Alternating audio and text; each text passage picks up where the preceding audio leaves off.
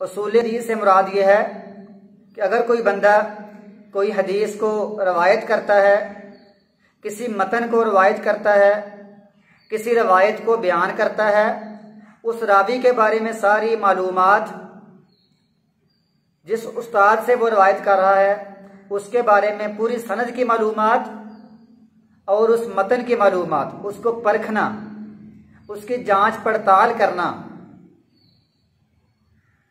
جانچ پڑتال کا طریقہ کار، اس کو کہتے ہیں اصول حدیث۔ جب اصول حدیث کی بات ہوگی تو پہلے ہم پوچھیں گے کہ حدیث کسے کہتے ہیں۔ آخر وہ حدیث جو بیان کر رہا ہے، جو بندہ حدیث بیان کر رہا ہے، اور جو حدیث ہے، جو متن ہے، جو روایت ہے، اس کو کوئی بندہ پوچھے کہ اس کو حدیث کیوں کہتے ہیں، حدیث کسے کہتے ہیں، تو حدیث کے بارے میں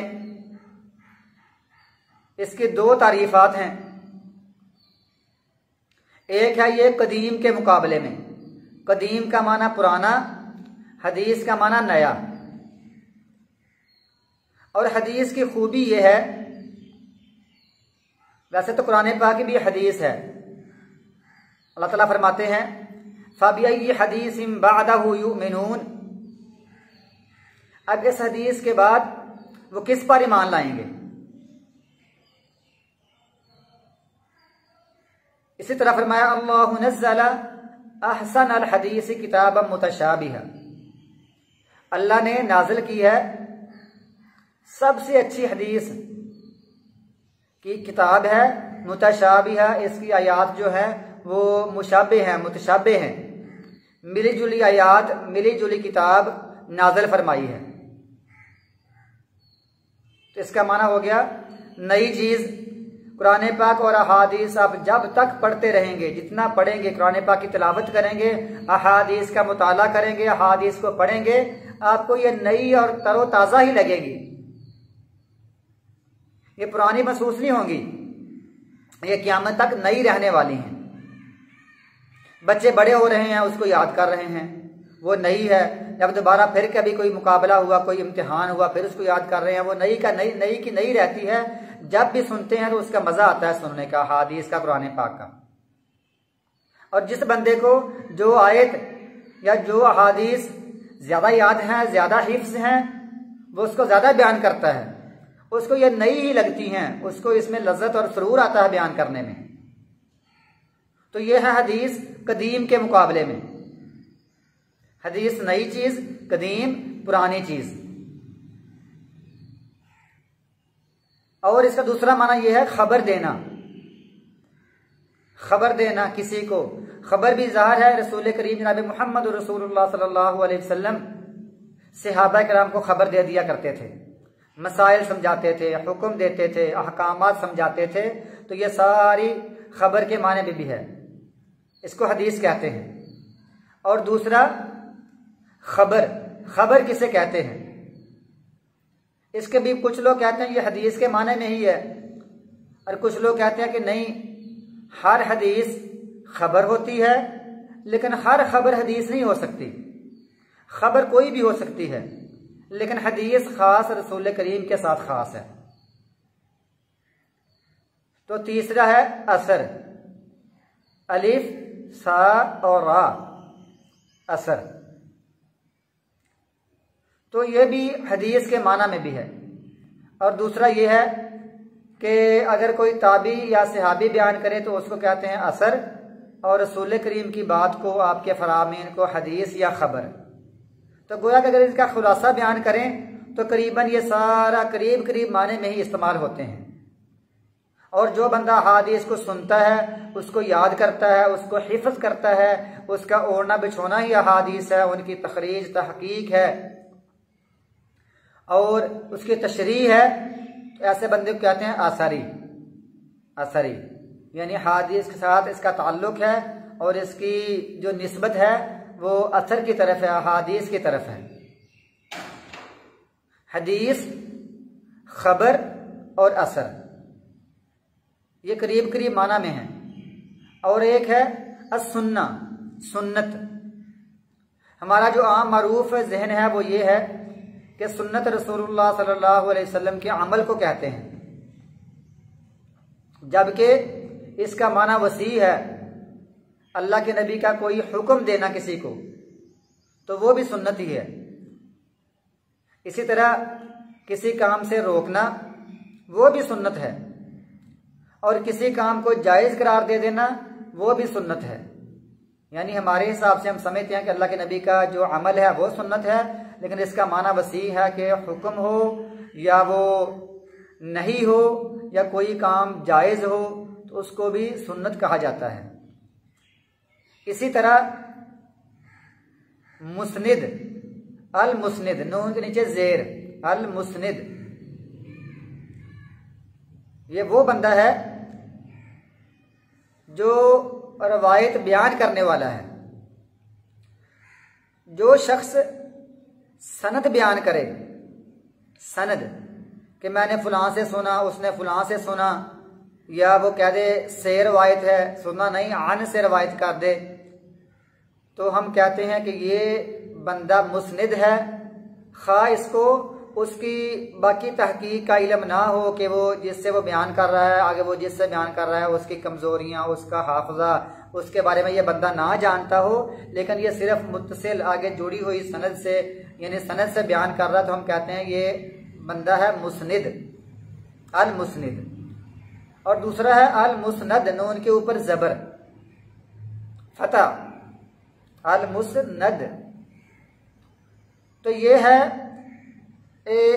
جو سند ہے نا، سند اگر ملی ہوئی ہے آپس میں، فلاں بندہ فلاں سے ملاقات اس کی ہوئی ہے، اس کی اس سے ملاقات ہوئی ہے، اس کی اس سے ملاقات ہوئی ہے، آپس میں ملے ہوئے ہیں، ملاقاتیں ہوتی رہی ہیں، اور درمیان میں کوئی بندہ گرا ہوا نہیں ہے، وہ بندہ کوئی محذوف نہیں ہے، اس کو بندے کو یعنی چھپایا نہیں گیا، مخفی نہیں ہے، سند متصل ہے، ملی ہوئی ہے، تو اس کو کہتے ہیں مسند۔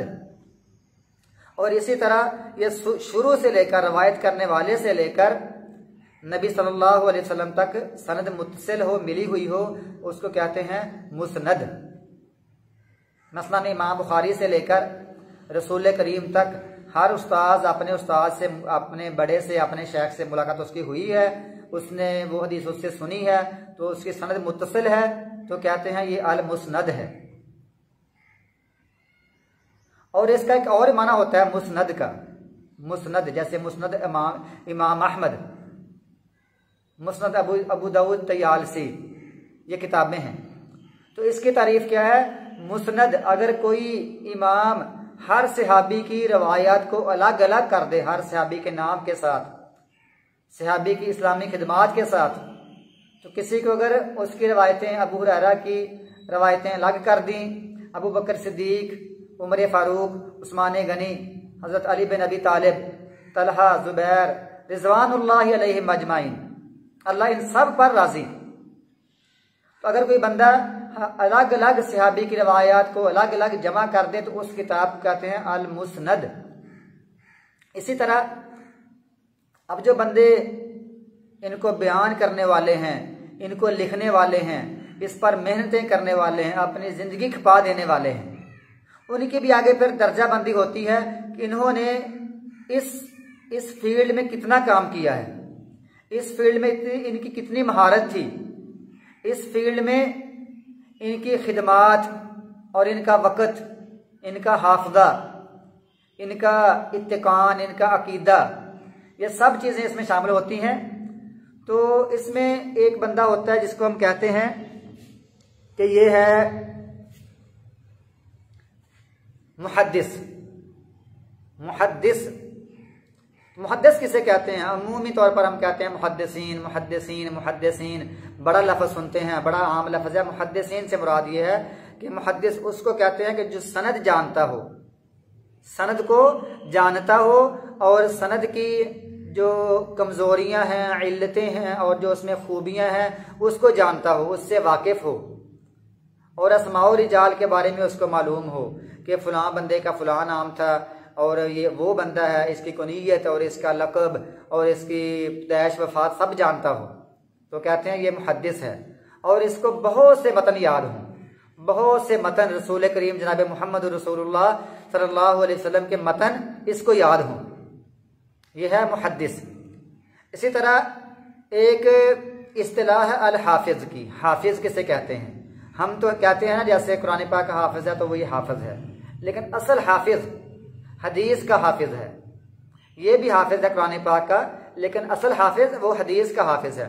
और ये वो बंदा होता है जिसको 1,00,000 अहादीस जुबानी याद हों, 1,00,000 अहादीस, उसके मतन भी रसूल करीम के अल्फाज मतन वो याद हों और साथ उसकी सनदें याद हों। यानी अगर एक बंदे ने 1,00,000 मतन याद किए हैं तो वो हर मतन के बारे में जानता हो कि ये फलां उस्ताद से होती हुई, फलां उस्ताद से होती हुई ताबी सहाबी तक पहुंची, आगे फिर नबी सल्लल्लाहु अलैहि वसल्लम तक पहुंची, और यही मतन या कोई और मतन फलां इमाम से होता हुआ नबी सल्लल्लाहु अलैहि वसल्लम तक पहुंचा। अक्सर तौर पर रवायतों में 6, 7, 6, 7, 8, 5, 4, 3 भी रावी होते हैं जिसको सुलासियात और रुबाइयात कहते हैं। तो गोया के अल हाफिज वो बंदा है जिसको 1,00,000 मतन याद हों और उन मतून की, उन मतनों की सनदें भी याद हों।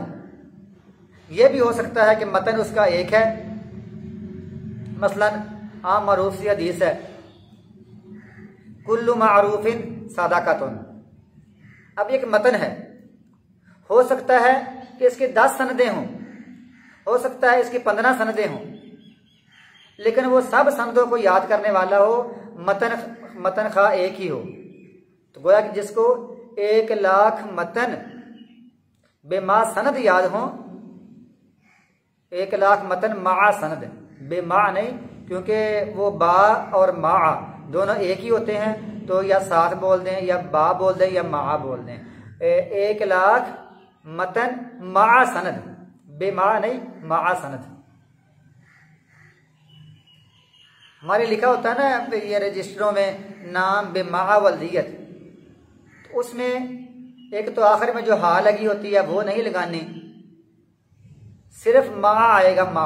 शुरू में बा भी खत्म करनी पड़ेगी, आखिर में जो हा से लगी होती है ना उसको भी खत्म करना पड़ता है। असल नाम है नाम मा वल्दियत, ये सही तरीका है लिखने का।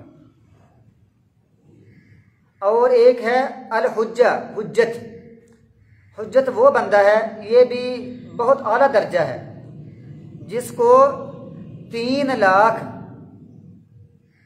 मुस्नद हदीसें याद हों, जिसको 3,00,000 मुस्नद यानी अकेले अकेले सहाबा किराम की, अकेले अकेले रावियों की हदीसें याद हो, तो उसको कहते हैं ये बंदा अल हुज्जा है, हुज्जत है। ये हुज्जत कितना मजबूत लफ्ज है दलील के माने में। इस तरह के लफ्ज है हाकिम। ये हाकिम बहुत ही अजीम और आला दर्जा है, जिसको तमाम अहादीस याद हों, उसको कहते हैं हाकिम। जिसको तमाम अहादीस याद हों, उसके मतन भी याद हों, उसकी सनद भी याद हो, और सनद के साथ साथ उसके बारे में जरा करना, उसके बारे में रावियों के बारे में तादील करना, उसको वो भी सारा याद हो। मसलन जरा कहते हैं किसी रावी की खराबियां ढूंढ कर, उसकी खराबियां, उसके हाफजे की कमजोरियां, उसकी सुस्तियां, कोताहियां, उसका बादा अकीदा होना, उसमें तशय्यो शिया का जहन पाया जाना, ये उसकी जो खराबियां हैं ना, इसको जरा उसकी चेक करके तो उसके बारे में हुक्म लगाना। इसी तरह तादील, किसी बारे में अच्छा होना, उसका अकीदा भी अच्छा होना, उसका अमल भी अच्छा होना, वो बिदअत से उसका दूर होना। इसी तरह उसका हाफजा मजबूत होना, उसमें कोताही, सुस्ती और वहम ना होना, वो किसी की उसने यानी सिका रावियों की मुखालफत ना करना, जो तदील के दर्जे, जो तदील जिससे चेक होती है, तदील वो जिससे हम लोगों को चेक कर सकते हैं, उसकी छाइयाँ। अच्छा, तो ये बंदा जो सारे मतनों की सनदों के बारे में जानता है, मतन के बारे में इसके पास मुकम्मल मालूमात हैं, सनद के बारे में मुकम्मल मालूमात हैं, और सब हदीसें इसको आती हैं रसूल करीम जनाब मोहम्मद रसूलुल्लाह सल्लल्लाहु अलैहि वसल्लम की, तो इसको कहते हैं हाकिम, हाकिम। और एक है अमीरुल मोमिनीन फिल हदीस, ये है जो हिफ्ज़ में और दरायत में, समझ में, इसको हिफ्ज़ में और दरायत में इसका आला दर्जा हो, और ये अपने ज़माने के लोगों में, अपने ज़माने में के उलमा में, और अपने ज़माने के जो बड़े बड़े उलमा और मुहद्दिसीन हैं, तो इनमें से ये उनसे भी आला और ऊंचा मकाम हासिल कर ले, तो इसको कहते हैं अमीरुल मोमिनीन फिल हदीस। इंशाअल्लाह ताला आगे जो इसकी फिर चौथे लेक्चर में फिर इसके असूल, जो इसकी इस्तिलाहात हैं, उनको बयान किया जाएगा कि कबूल के, हदीस को कबूल करना है तो कौन से मेयार पर, अगर उसको रद्द करना है तो कौन से मेयार पर। वो जो नकल करने वाले हैं, रवायत करने वाले हैं, उनके बारे में, और आगे जो मतन है उनके बारे में इंशाअल्लाह ताला अगले लेक्चर में इसके बारे में इंशाअल्लाह हम बहस भी करेंगे और इसको रिकॉर्ड भी करेंगे, और अपने तलबा को जो इसकी ख्वाहिश रखते हैं, जो इसको सुनना चाहते हैं, याद रखना चाहते हैं, उनको इंशाअल्लाह ताला हम आसान लफ्ज़ों में इसको समझा देंगे। ये इसका फ़ायदा क्या है? फ़ायदा ये है कि बंदा गलती से बच जाता है, बंदा दीन इस्लाम की सही समझ बूझ हासिल कर लेता है, बंदा रसूलुल्लाह सल्लल्लाहु अलैहि वसल्लम के फरामीन को सही तहकीक करके वहाँ तक पहुँच सकता है, और बंदा दुनिया के जो गुमराह लोग हैं और जो लोगों को गुमराह करते हैं उनकी बादअकीदियों से और उनकी बदअमालियों से अपने आप को महफूज रख सकता है। और जो लोग रसूल करीम जनाब मोहम्मद रसूलुल्लाह सल्लल्लाहु अलैहि वसल्लम की शान में गुलूव करते हैं या शान में तनकीस करते हैं, तो बंदा ऐसी गुमराहियों से बच सकता है, ताकि बंदा किसी भी मतन को, किसी भी चीज़ को इन असूलों पर परख कर देख ले, देखने के बाद उस पर फिर अमल कर ले। इंशाअल्लाह ताला वो बंदा अल्लाह के यहाँ सुरखरू है। अल्लाह ताला हमें इनको समझने की तौफीक अता फरमाए। वस्सलामु अलैकुम वरहमतुल्लाहि वबरकातुहू।